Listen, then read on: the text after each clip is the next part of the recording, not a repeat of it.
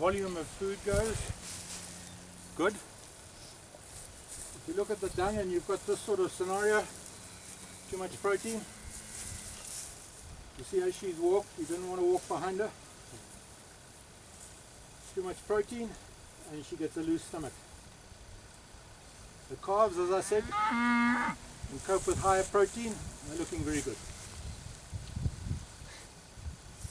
So the solution for the high protein in this situation is what? Higher density, More animals, quicker moves. and move them to another pasture. So let's look at the mosaic of grazing. You'll see here there's a definite mosaic. Can you see what I'm talking about? Right. The higher the stop density, the less mosaic you have. And the higher your stop density, the quicker that grass there is going to capture the same energy as this grass. So you want to get it on the ground or in the stomach. So you get an even pasture. And every time you move them, even if it is every half hour, it's grazed evenly right through all species. What are they doing here? You know, they're going through and they're just kind of scooping up all of the clover and leaving the fescue. No, they're taking some fescue, some clover, and a little bit of the dry stuff, which is helping tremendously. But they're coming back and they're grazing the clover the second time. If you have a pasture this high, test the tops of the grasses and the tops of the clover, it could have a bricks of 12, 16. You go into it and you pick the leaves at the bottom, they'll have a bricks of 2. But if you come back 5 days later, after they've grazed, and test the ones at the bottom, they will have a bricks of 14. And that's what the cattle are chasing here. So they're going back to water, they're grazing here, and then they're going back there and they're grazing the stuff that they grazed on the first day. And hence your mosaic gets more defined than previously, because they keep on going back to the shorter stuff. Remember that bricks is now bumped up. So if you're going at high density, that won't happen. Joe, if you look at it carefully, it's not just the clover, it's particular fescue that they're grazing. And if you go up there where the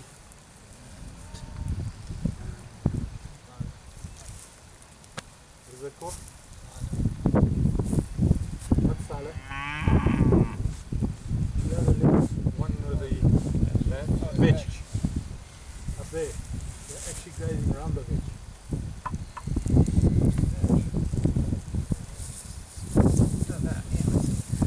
Yep. But it's 50 blue flower. Right. What's the one? Veg. Oh, okay.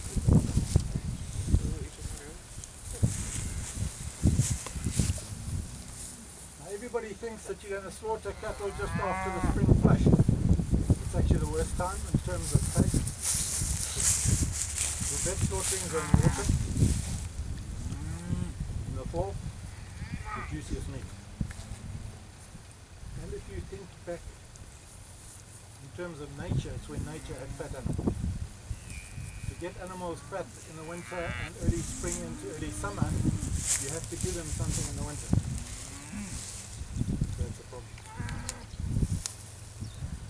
You're being taught that it's a protein shortage you've got. It's not, it's energy. Energy is the problem.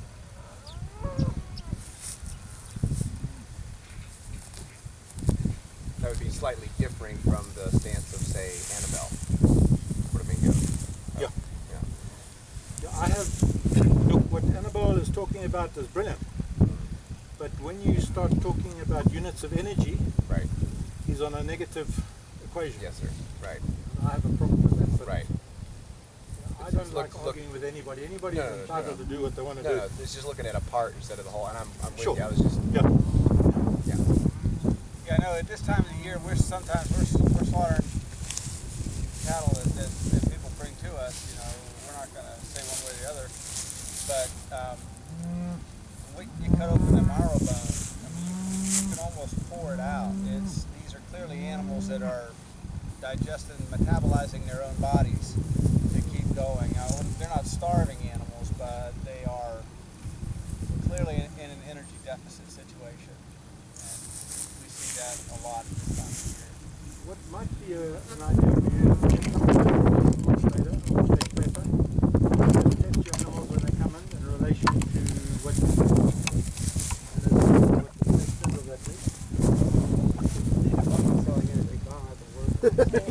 Just processing. Might be Danny's shop. You put yourself in the best position. Guys, I've sold all my transport, I've sold everything. Guys buy cattle on the farm, they put the money in the bank before they take anything. Finished. So they haven't got the money in the bank, nothing leaves. Even if the truck's loaded, it stays in my yard until the money is passed by the bank. I'm not in the business of collecting money. I can sell my beef at 15% less than anybody else because of doing just that. That's what it's costing people to collect money.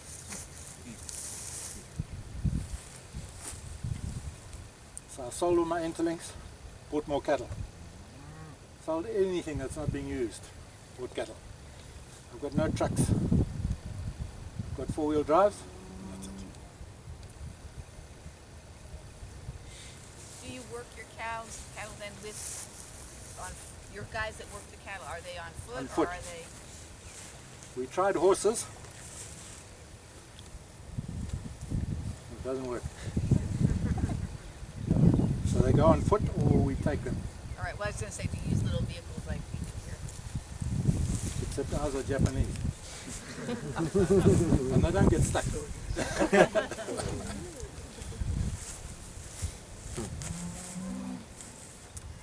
If you went round your yards and collected all the steel and the stuff you hadn't used in the last year and sold it, and put that money into cattle, which is probably your financial weak link, next year all of a sudden you would wonder where you got all the money from. Should we really be owning cattle, or should we try to? Because it seems like if you were to coordinate with people that took the risk of owning the cattle and coordinated with the growth of the grass, you could send them up the road when you're out. Well, if I lived in a part of America that had snow, I'd only work for 6 months. And I would do a sell-by for 6 months, and then I'd go to the southern hemisphere for the other 6 months.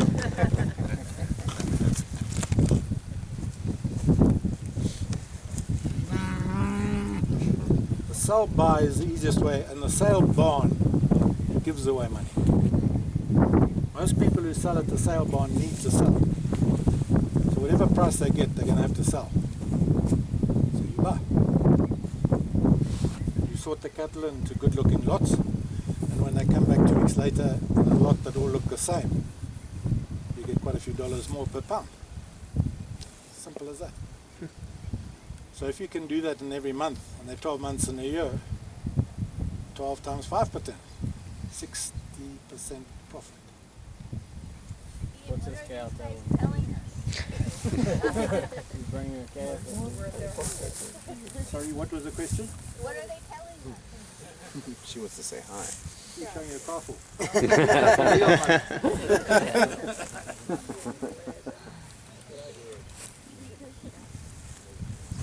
Ian, I've got a lot of dead thatch covering my pasture. If the soil life is healthy, how quickly should that be breaking down and returning to soil? It seems like it's not going anywhere. 2 months. Yeah. I'll get 4 inches of litter on the ground at the end of winter, and within 2 months you can't see any litter. So if it's taking much longer than that, are there steps that we can take to... Soil life. Yeah. And what is that telling you? Stock density. Okay. Quicker moves, higher concentration, more life through the soil. All that will come right. Okay. You don't have to buy anything. Did you bring some litmus paper? No, I didn't actually. I'm going to be seeing Mark next week and he's bringing it. How you test it? I've got to get it from him, and if it goes by mail to South Africa, we don't get it. Really? There are too many people along the way wanting to see what's in that package. So when the cow urinates, say it urinates right here, you would take it and just rub it on Correct. the leaves. And it's cheap. I think it's $10 for a roll. And a roll will last you 2 or 3 years. how many samples would you take of a herd to get an assessment of your pH? Good question. 3 at least. At least 3. We need to count our cattle every day because they get stolen. So we do it every second or third day. We test the pH. It also helps you with your moves when the pH starts going up. Animals have been in that pasture too long. They're starting to eat down on the plant, taking in more protein. So you can use that later when you understand it. But that question about where do I start and what do I do first, you just put your cattle into one herd first and you learn with your animals. And then gradually, as you learn more as to what they're showing you, what is happening, you then can start doing a few other things. But really keep it as simple as possible to start with. Good question. Watering. Talk a little bit about different watering techniques you've seen in some of the places you've gone. Water is always a big issue. Trouble is in America,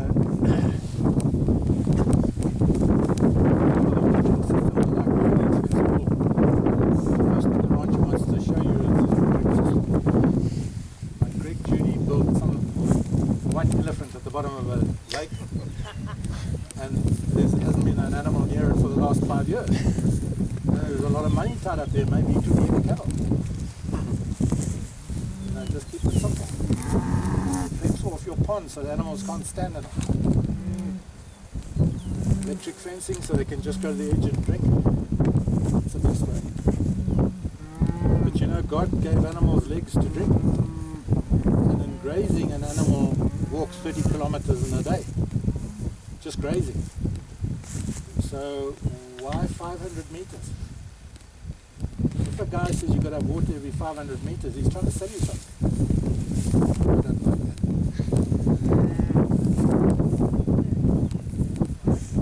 But the creek, now you're knocking down the bank, as long as you give it a recovery period afterwards, the vegetation to grow.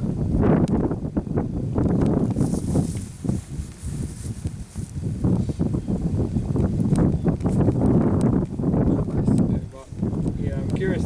Counting your cattle, you said you count them. Like, how is that done?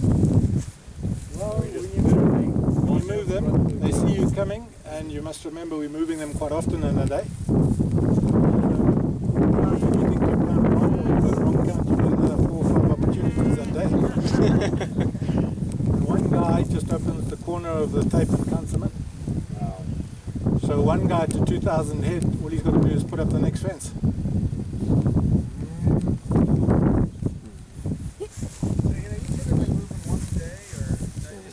Most in grain season, 5 times a day. But you have affordable labor. No, don't come with that. I'm wondering, man. No. The cost of our labor went up 60% in one day, minimum wage. So we just get rid of half again. So having started with 36, gone to 8, and now down to 4. Next time it'll be 2.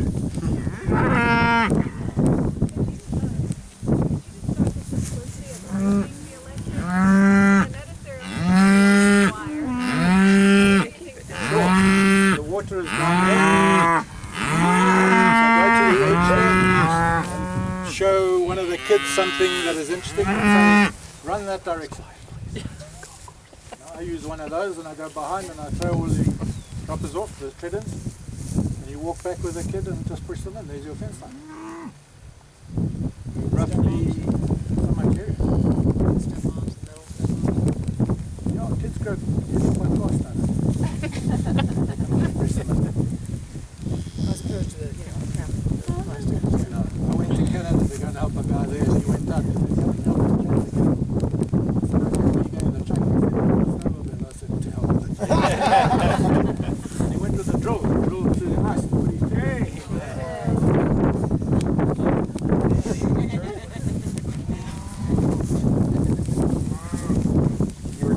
You were talking about, you made the...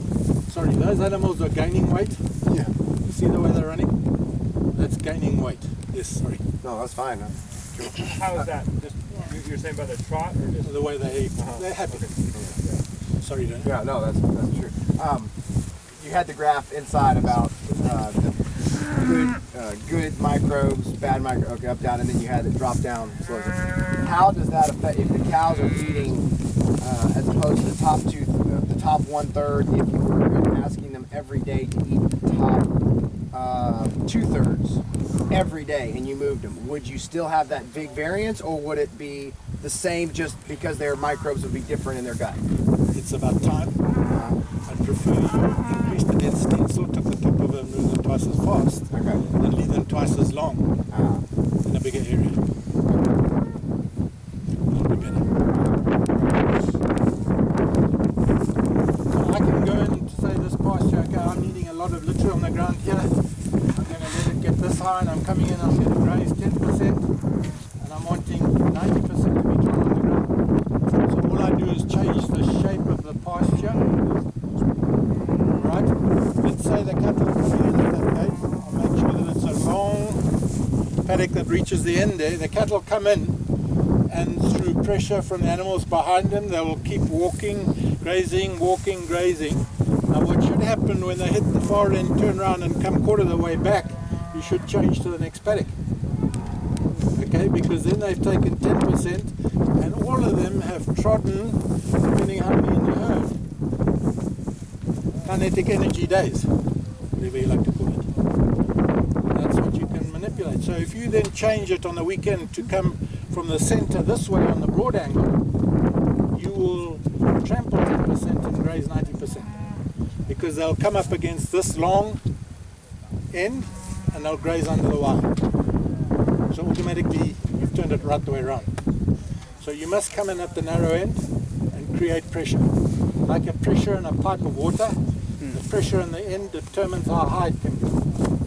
So don't say that hill over there is too high, the cattle can't get up there. It's the shape of the paddock. Make it a long narrow paddock, pushing them in there, the front ones will walk right to the top. Let's say you got into this mosaic with the tall and short stuff together because you're just learning. So the idea was then move them to a new paddock and come back the next time, and then how long will it take to equilibrate the tall stuff with the short stuff? Because the next time they'll come in, they're still going to go to the shorter stuff, right? So you increase the stock density Right. and move them faster, and you can turn it around in one grazing Okay. because they're going to trample more there than they graze here. So just by crowding them in a little bit more, you don't need to think about, I mean, somebody would ask me, bush hog this or not? And the answer is not worry about it, let it practice. And that's the beauty of it, is if you can do anything, but just watch and understand what you're doing. Because you can correct anything you want to correct without putting a tractor on. But it might take a bit of thought process, experience. But bush hogging is a no-no. So in the middle of August, our growth is pretty much stopped. Just put them in, let them knock the top off, and hope that you're going to come back October, and at that point there will be some regrowth of our fall grasses, and just same thing, just taking that third.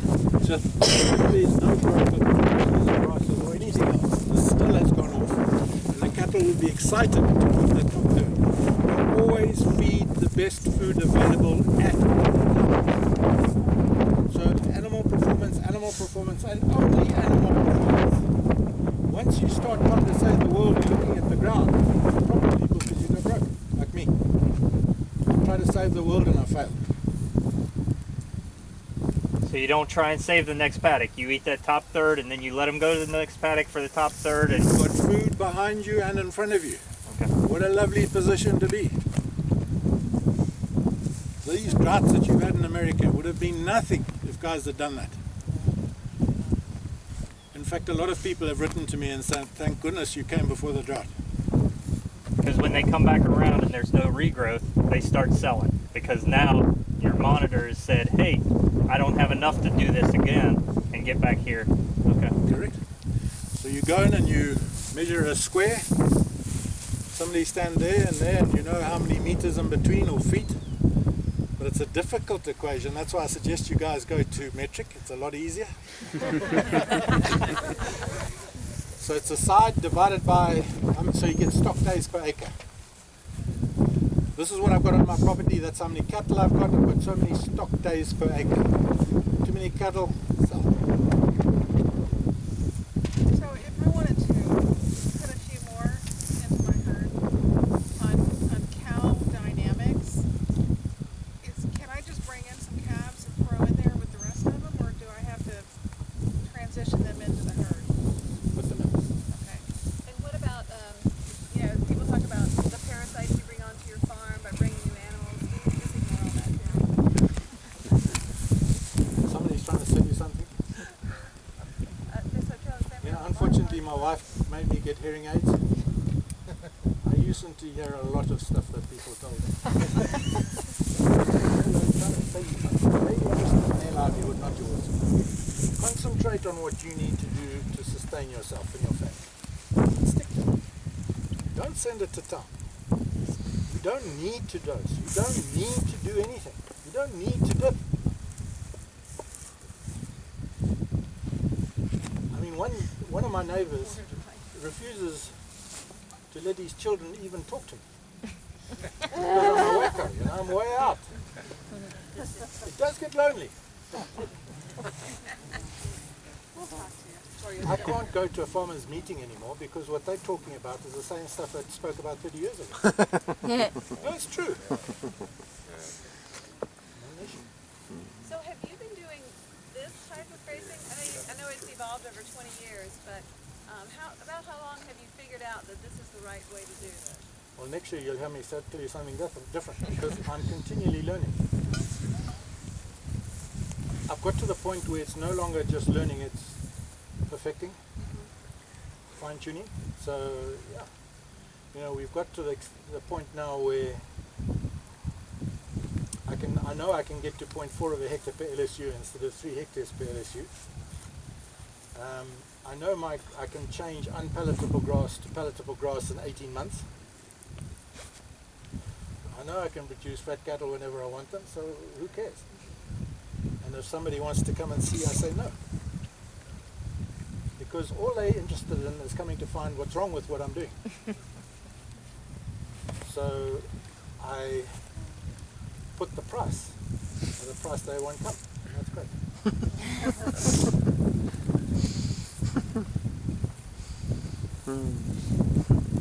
Change is frightening. And people like to have company. Like sheep. They're all thinking the same. So let's say somebody got in bed with the government and they put these waters in the dead center of a square field.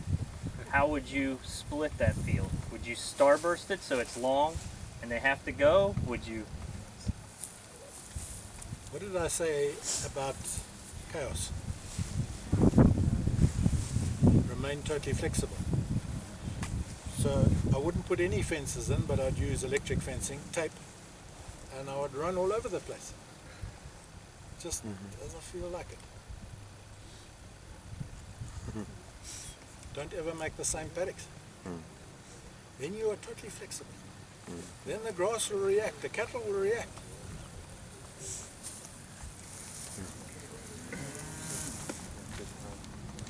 Ian, can you talk a little more about your marketing? I think you said you sold the cattle a truckload at a time. Is that what you do, or do you sell them to a processor? How do you do the marketing side for your production? I have a tender document that I've made myself, and I know my buyers for that particular class of animal, and I'll send it to them all, and I'll say so many animals, which will be however many truckloads, available on such and such a date, got to be removed in so many days, average weight, average grade, average age, color, and then I might take a couple of photographs and send it to everybody, and they fill in what they're prepared to pay and whether they agree to my terms and conditions. It's all sent back to me, and I only choose the one I want to choose. I might not choose the highest priced one, because the highest priced one might say, yes, I'll take them at a higher price, but instead of removing them all in 2 days, I want 2 weeks, depending on conditions. So it's a tender document. There's no commission. There's no loading. If you load your cattle here and you move them 5 kilometers, you've lost 6%. Only.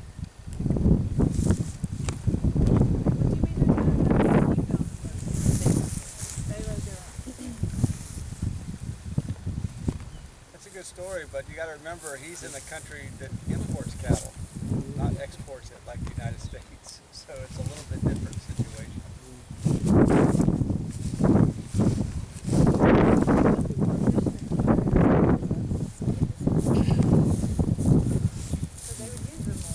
I wasn't talking about loading. I'm just the scenario that you're laying out is a little bit unusual for us from here.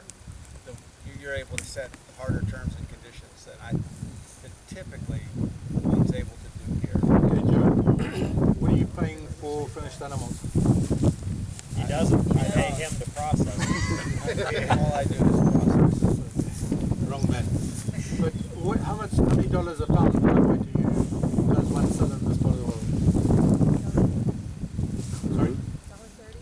$1.30 a pound. Okay. So $1.30 a pound is what's the going rate. And I come along and say, guys, there's my herd. You can choose 300 out of there, $1 a pound.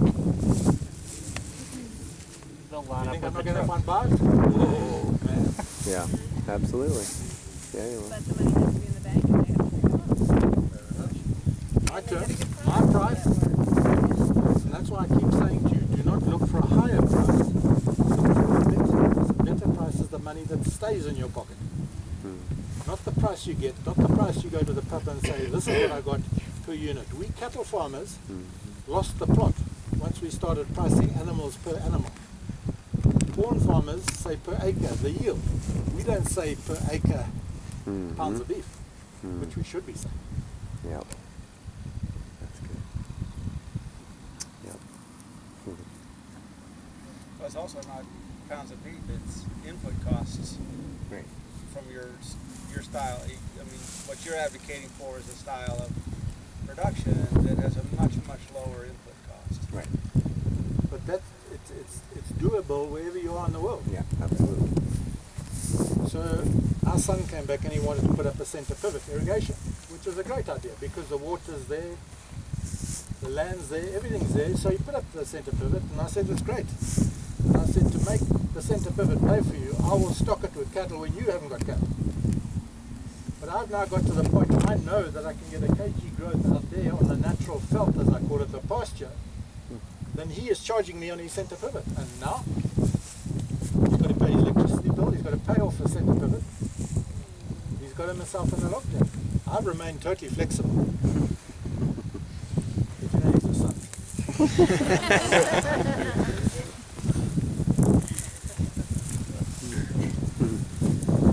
Do you ever purchase animals from off the farm anymore? Or is it all... Yeah. And do you do it the I do a same way? sell-buy. Oh yeah, I've got a big herd of sell-buy. I buy other people's cull cows, you know, the vet pregnancy tests, and it's cull because it's not in calf, and 40% of them calf. I bought it for a calf cow and I sell it for a calf cow pair. Literally 6 weeks I've made myself a bunch of money. And you got the hoof stomp out of them in between. Well, whatever. Use some of the grazing.